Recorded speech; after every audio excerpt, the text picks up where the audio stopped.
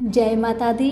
मेरे सभी प्यारे दोस्तों, मैं लक्ष्मी शर्मा बड़ों को चरण स्पर्श, छोटों को प्यार और बराबर वालों को दिल से नमस्कार करती हूँ।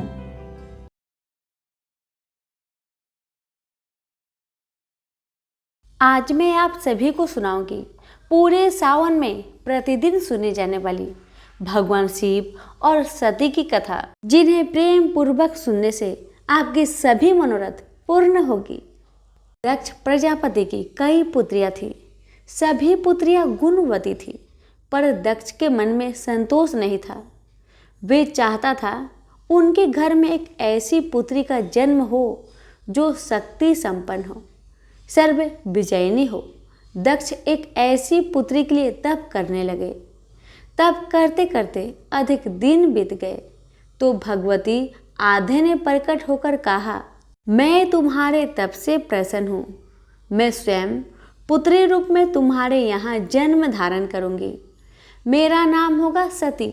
मैं सती के रूप में जन्म लेकर अपनी लीलाओं का विस्तार करूँगी। फलतः भगवती आधे ने सती रूप में दक्ष के यहाँ जन्म लिया। सती दक्ष की सभी पुत्रियों में अलौकिक थी। उन्होंने बाल्यकाल में ही कई ऐसे अलौकिक कृत्य कर दिखाए थे जिन्हें देखकर स्वयं दक्ष को भी विस्मय हुआ।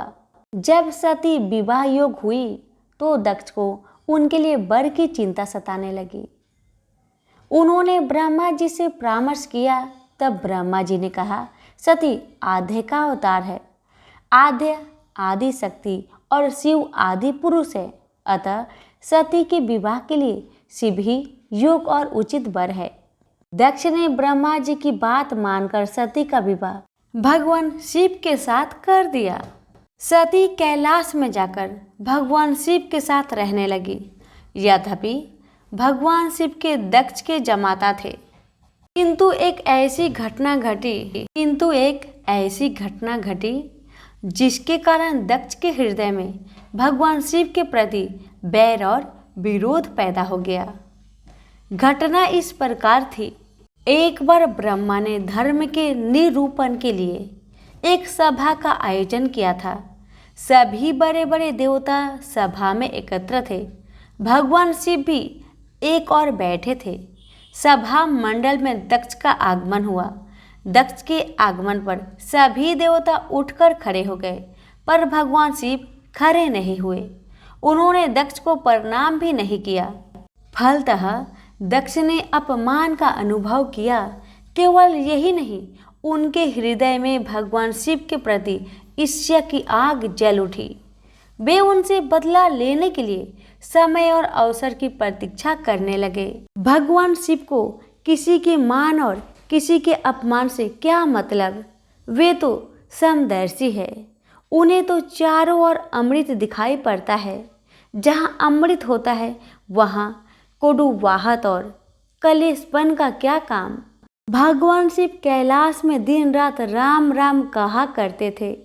सती के मन में जिज्ञासा उत्पन्न हो उठी। उन्होंने अवसर पाकर भगवान शिव से प्रश्न किया, आप राम राम क्यों कहते हैं? राम कौन है? भगवान शिव ने उत्तर दिया, राम आदि पुरुष है, स्वयंभू है, मेरे आराध्य है, सगुण भी है, निर्गुण भी है। किंतु सती के कंठ के नीचे बात उतरी नहीं। वे सोचने लगी, अयोध्या के निप्रति दशरथ के पुत्र राम आदि पुरुष के अवतार कैसे हो सकते हैं? वो तो आजकल अपनी पत्नी सीता के वियोग में जन्मतों की भांति विचरण कर रहे हैं। वृक्ष और लताओं को उनका पता पूछते फिर रहे हैं। यदि वे आदि पुरुष के अवतार होते तो क्या इस प्रकार आचरण करते? सती के मन में राम की परीक्षा लेने का विचार उत्पन्न हुआ। सती सीता का रूप धारण करके दंडक वन में जा पहुंची और राम के सामने प्रकट हुई। भगवान राम ने सती को सीता के रूप में देखकर कहा, माता आप एकाकी यहाँ वन में कहाँ घूम रही है? बाबा विश्वनाथ कहाँ है? राम का प्रश्न सुनकर सती को कुछ उत्तर देते न बना। वे अदृश्य हो गई और मन ही मन पश्चाताप करने लगी कि उन्होंने व्यर्थ ही राम पर संदेह किया। राम सचमुच आदि पुरुष के अवतार है। सती जब लौटकर कैलाश पर गई तो भगवान शिव ने उन्हें आते देखकर कहा, सती, तुमने सीता के रूप में राम की परीक्षा लेकर अच्छा नहीं किया। सीता मेरी आराध्या है। अब तुम मेरी अर्धांगिनी कैसे रह सकती हो? इस जन्म में हम और तुम पति और पत्नी के रूप में नहीं मिल सकते। शिव जी का कथन सुनकर सती अत्यधिक दुखी हुई, पर अब क्या हो सकता था? शिव जी के मुख से निकली हुई बात असत्य कैसे हो सकती थी? शिव जी समाधित हो गए। सती दुख और पश्चाताप की लहरों में डूब उतरने लगी। उन्हीं दिनों सती के पिता कनखल में बहुत बड़ा यज्ञ कर रहे थे। उन्होंने यज्ञ में सभी देवताओं और मुनियों को आमंत्रित किया था, किंतु शिव जी को आमंत्रित नहीं किया था, क्योंकि उनके मन में शिव जी के प्रति ईर्ष्या थी। सती को जब यह ज्ञात हुआ कि उसके पिता ने बहुत बड़े यज्ञ की रचना की है, तो उनका मन यज्ञ के समारोह में सम्मिलित होने के लिए बेचैन हो उठा। शिव जी समाधित थे, अतः वे शिव जी से अनुमति लिए बिना ही वीरभद्र के साथ अपने पिता के घर चली गई। कहीं कहीं सती के पिता गृह जाने की घटना का वर्णन एक दूसरे रूप में इस प्रकार मिलता है। एक बार सती और शिव कैलाश पर्वत पर बैठे हुए परस्पर वार्तालाप कर रहे थे। उसी समय आकाश मार्ग से कई विमान कनखल की ओर जाते हुए दिखाई पड़े। सती ने उन विमानों को देखकर भगवान शिव से पूछा, प्रभु, ये सभी विमान किसके हैं और कहाँ जा रहे हैं? भगवान शंकर ने उत्तर दिया, आपके पिता ने यज्ञ की रचना की है। देवता और देवगणाएं इन विमानों में बैठकर उसी यज्ञ में सम्मिलित होने के लिए जा रहे हैं। सती ने दूसरा प्रश्न किया, क्या मेरे पिता ने आपको यज्ञ में सम्मिलित होने के लिए नहीं बुलाया? भगवान शंकर ने उत्तर दिया, आपके पिता मुझसे बैर रखते हैं, फिर भी मुझे क्यों बुलाने लगे? सती मन ही मन सोचने लगी, फिर बोली, यज्ञ के अवसर पर अवश्य मेरी बहनें आएंगी। उनसे मिले हुए बहुत दिन हो गए हैं। यदि आपकी अनुमति हो तो मैं भी अपने पिता के घर जाना चाहती हूँ। यज्ञ में सम्मिलित हो लूंगी और बहनों से भी मिलने का सुअवसर मिलेगा। भगवान शिव ने उत्तर दिया, इस समय वहाँ जाना उचित नहीं होगा। आपके पिता मुझसे जलते हैं, हो सकता है वो आपका भी अपमान करे। बिना बुलाए किसी के घर जाना उचित नहीं होता। भगवान शिव ने उत्तर दिया, हाँ, विवाहिता लड़की को बिना बुलाए पिता के घर नहीं जाना चाहिए, क्योंकि विवाह हो जाने पर लड़की अपने पति की हो जाती है। पिता के घर से उसका संबंध टूट जाता है। किंतु सती पिहर जाने के लिए हठ करती रही, अपनी बात बार बार दोहराती रही। उनकी इच्छा देखकर भगवान शिव ने पिहर जाने की अनुमति दे दी। उनके साथ अपना एक गण भी कर दिया। उस गण का नाम वीरभद्र था। सती वीरभद्र के साथ अपने पिता के घर गई, किंतु उनसे किसी ने प्रेम पूर्वक वार्तालाप नहीं किया। दक्ष ने उन्हें देखकर कहा, तुम क्या यहाँ मेरा अपमान कराने आई हो? अपनी बहनों को तो देखो, वे किस प्रकार भांति भांति के अलंकारों और सुंदर वस्त्रों से सुसज्जित है। तुम्हारे शरीर पर मात्र बाघंबर है। तुम्हारा पति शमशानवासी और भूतों का नायक है। वह तुम्हारे बाघांबर छोड़कर और पहना ही क्या सकता है। दक्ष के कथन से सती के हृदय में पश्चाताप का सागर उमड़ पड़ा। वे सोचने लगी, उन्होंने यहाँ आकर अच्छा नहीं किया। भगवान ठीक ही कह रहे थे, बिना बुलाए पिता के घर भी नहीं जाना चाहिए। पर अब क्या हो सकता है, अब तो आ ही गई हूँ। पिता के कटु और अपमानजनक शब्द सुनकर भी सती मौन रही। वे उस यज्ञ मंडल में गई, जहाँ सभी देवता और ऋषि मुनि बैठे थे तथा यज्ञ कुंड में धू धू करती जलती हुई अग्नि में आहुतियाँ डाली जा रही थी। सती ने यज्ञ मंडल में सभी देवताओं के तो भाग देखे, किंतु भगवान शिव का भाग नहीं देखा। वे भगवान शिव का भाग न देखकर अपने पिता से बोली, पितृश्रेष्ठ, यज्ञ में तो सबके भाग दिखाई पड़ रहे हैं, किंतु कैलाशपति का भाग नहीं है। आपने उनका भाग क्यों नहीं दिया?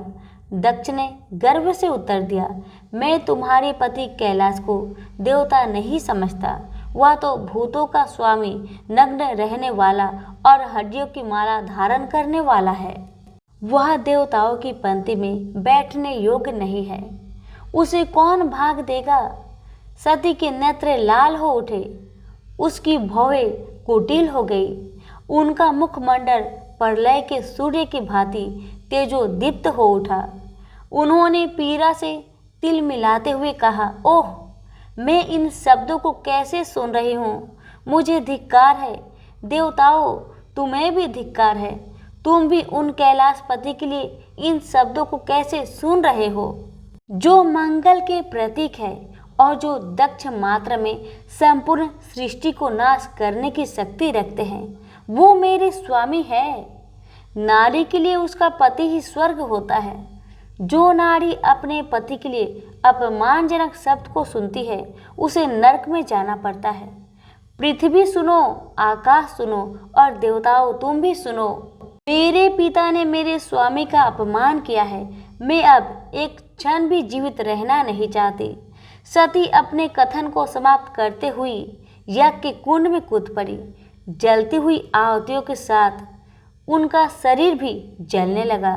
यज्ञ मंडल में खलबली पैदा हो गई। हाहाकार मच गया। देवता उठकर खड़े हुए। वीरभद्र क्रोध से कांप उठे। वे उछल उछल कर यज्ञ का विध्वंस करने लगे। यज्ञ मंडल में भगदड़ मच गई। देवता और ऋषि मुनि भाग खड़े हुए। वीरभद्र देखते ही देखते दक्ष का मस्तक काट कर फेंक दिया। समाचार भगवान शिव के कानों में भी पड़ा। वे प्रचंड आंधी के भांति कनखल जा पहुँचे। सती के जलते हुए शरीर को देखकर भगवान शिव ने अपने आप को भूल गए। सती की प्रेम और उनकी भक्ति ने शंकर के मन को व्याकुल कर दिया, जिन्होंने काम पर भी विजय प्राप्त की थी और जो सारी सृष्टि को नष्ट करने की क्षमता रखते थे। वे सती के प्रेम में खो गए, बेसुध हो गए।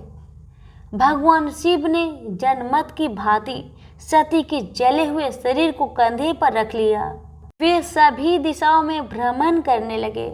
शिव और सती के इस अलौकिक प्रेम को देखकर पृथ्वी रुक गई, हवा रुक गई, जल का प्रवाह ठहर गया और रुक गई देवताओं की सांसें। सृष्टि व्याकुल हो उठी।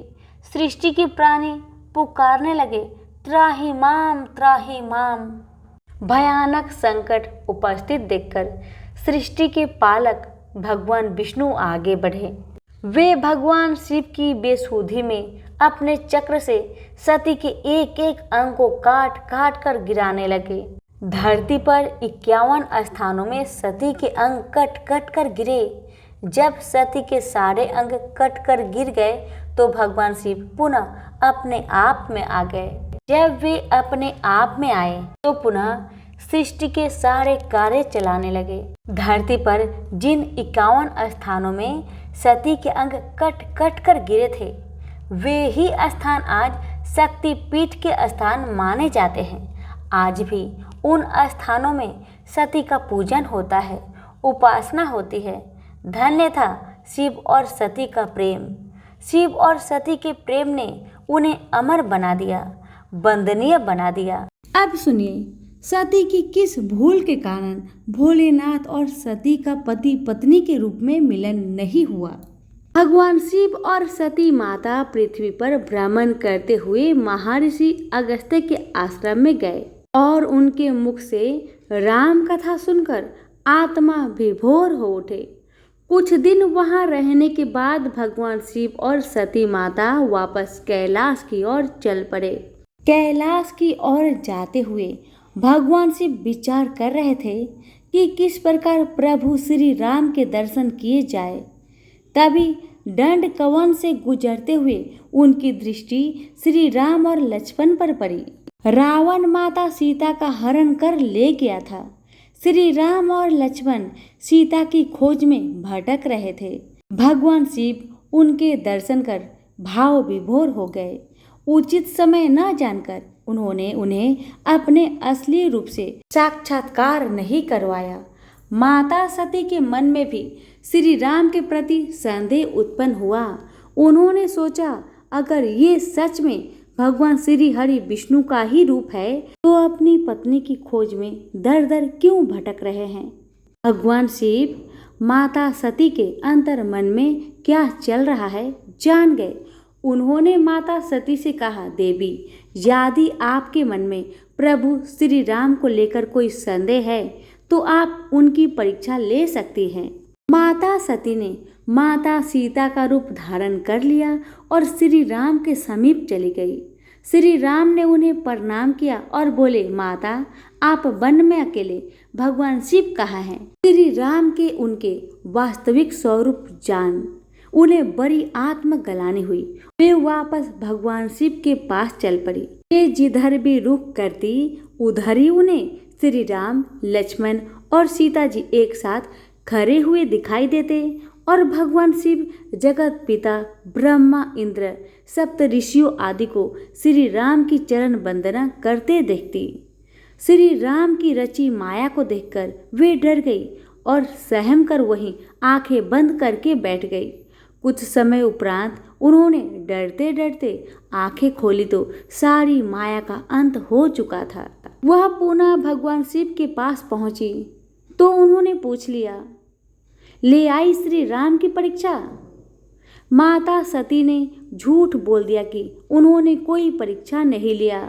भगवान शिव ने ध्यान लगाकर सारी बात जान ली। उन्होंने भगवान श्री राम की माया को प्रणाम किया, जिससे प्रेरित होकर सती के मुख से झूठ निकल गया था। सती ने सीता का ही वेश धारण किया, यह जानकर शिवजी के मन में विषाद उत्पन्न हो गया। उन्होंने सोचा कि यदि अब वे सती से प्रेम करते हैं तो यह धर्म विरुद्ध होगा, क्योंकि सीता जी को वो माता के समान मानते थे, परंतु वे सती से बहुत प्रेम करते थे, इसलिए उन्हें त्याग भी नहीं सकते थे। तब उन्होंने मन ही मन प्रतिज्ञा किया कि अब पति पत्नी के रूप में उनका और सती का मिलन नहीं हो सकता, परंतु इस बारे में उन्होंने सती से प्रत्यक्ष में कुछ भी नहीं कहा। तत्पश्चात वो कैलाश लौट आए। परीक्षा ली भी तो क्या हुआ, इसमें भगवान श्री राम जी का दर्शन ही तो किया था। हाँ, परंतु भगवान ने युग को यह संदेश देने के लिए ही तो फिर सती माता के जीवन की कथा में मोड़ दिया। भगवान भोलेनाथ एवं सती माता ने अपने जीवन पर इस कथा को घटाकर यही तो संदेश दिया है कि नारी का प्रथम धर्म है पतिव्रत धर्म का पालन करना, अपने पतिदेव की अधीनता एवं आज्ञा में रहना, अपने प्रथम वर्ष अपने सहज धर्म का पालन करना। इसे छोड़कर भगवान के भी दर्शन करने जाए तो वह भगवान को स्वीकार नहीं। सती माता ने वह शरीर त्यागा था फिर पार्वती बनकर अपने प्रियतम भगवान भूतनाथ की सेवा के अलावा कोई कामना नहीं रखी। राजमहलों के ऐश्वर्य को ठुकरा दिया तथा अभाव में रहकर सदैव के लिए पार्वती जी भगवान की अर्धांगिनी बनकर फिर युग युगांतर तक अपने सहज धर्म का पालन करती रही। भगवान भोलेनाथ जी के पास चाहे संसार के कृत्रिम सुख सुविधाओं ऐश्वर्य का अभाव है, परंतु उनके पास प्रकृति रूप परमेश्वरी पार्वती जी सदा सदा निवास करती है। अब क्योंकि भगवान के पास भाव है, ब्रह्म भाव है, सच्चा, अच्छा और युग के अनुरूप प्रथम धर्म सहज धर्म के पालन का सहज भाव है, तभी तो भगवान भोलेनाथ भक्तों पर बड़ी जल्दी प्रसन्न हो जाते हैं, क्योंकि भक्तों का कल्याण करना भगवान का सहज धर्म है। सभी प्रेम से बोलिए उमापति शंकर भगवान की जय। अगर आपको हमारी आज की कथा अच्छी लगी हो तो लाइक शेयर जरूर करें और कमेंट बॉक्स में उमापति शंकर भगवान की जय अवश्य लिखें। धन्यवाद।